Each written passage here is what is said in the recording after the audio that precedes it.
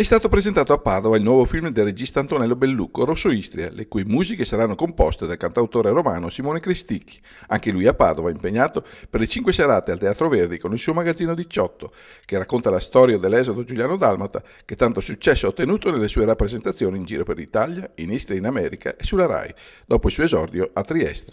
Rosso Istria, che racconterà il dramma orientale del dopoguerra ed il nuovo lungometraggio del regista padovano Antonello Bellucco. Ma che cos'è Rosso Istria? Gerardo Fontana, lo sceneggiatore, sapeva di questa mia esperienza vissuta e sapendo che cos'erano le foibe, cose che non sono state mai raccontate nelle scuole ed altro. Io credo che ci sia questa grande opportunità, visto che con Simone Cristicchi, dopo aver fatto Magazzino 18, il grande successo, lui mi ha sostenuto fortemente e insieme andiamo a sostenere fortemente anche questo progetto che si chiama Rosso Istria.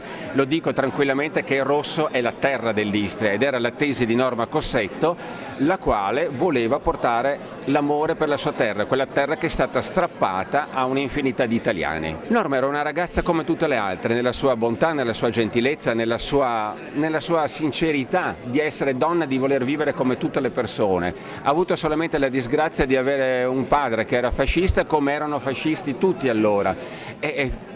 Lei, come molte altre persone, anche come nel mio film Farinacci, Fontana e molti altri di Codevigo, sono stati uccisi solamente perché avevano una camicia nera. E allora io credo che ci sia la fondamentale opportunità di dire cerchiamo di dimenticare, cerchiamo di guardare avanti con l'ottica della pacificazione, altrimenti c'è un unico interesse che deve essere univoco ed è quello l'interesse dell'uomo, l'interesse sociale, e penso che i nemici oggi siano altrove.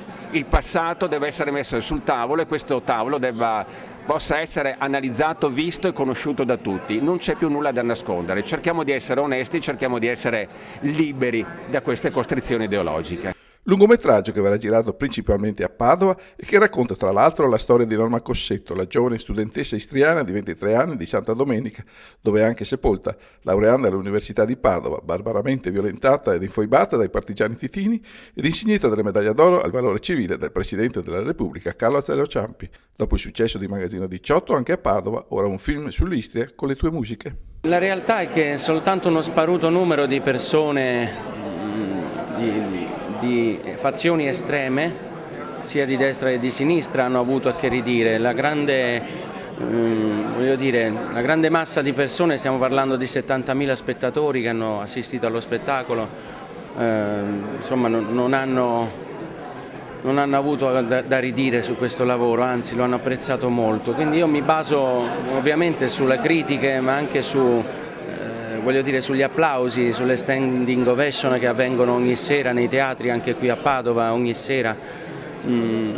Credo insomma che l'artista si debba porre davanti a tutto, prendersi le sue responsabilità, quindi anche le critiche. C'era ancora la tessera dell'anno?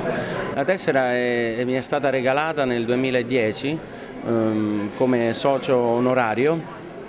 Dopodiché non è stata più rinnovata. Vabbè, comunque io mi sono sempre dichiarato antifascista e anzi certi atteggiamenti dei cosiddetti antifascisti sono preoccupanti, sono manichei, sono con i paraocchi, e questo mi dispiace perché non dovrebbe essere così. Insomma, anche i padri costituenti in qualche modo ci insegnano a guardare alla storia con una serenità d'animo, diciamo così, a non rimanere preda di zavorre ideologiche che semplicemente ci mettono gli uni contro gli altri invece di proseguire insieme. Film che uscirà il 10 febbraio del prossimo anno, nella giornata della memoria. All'evento padovano erano presenti, oltre al regista Antonello Bellucco, il cantautore Simone Cristicchi, anche Italia Giacca del Comitato Provinciale dell'Associazione Nazionale Venezia Giulia e Dalmazia, Alessandro Cucco, vicepresidente della stessa associazione, e l'assessore del Comune di Padova, Marina Buffoni. Ma come nasce questa bella iniziativa, Assessore? Questa iniziativa nasce dal coraggio di Antonello Bellucco. Ha messo sul coraggio raccontando l'eccidio di Codevigo in Il segreto d'Italia e oggi riporta ancora con coraggio la storia di Norma Cossetto. Norma Cossetto era una giovane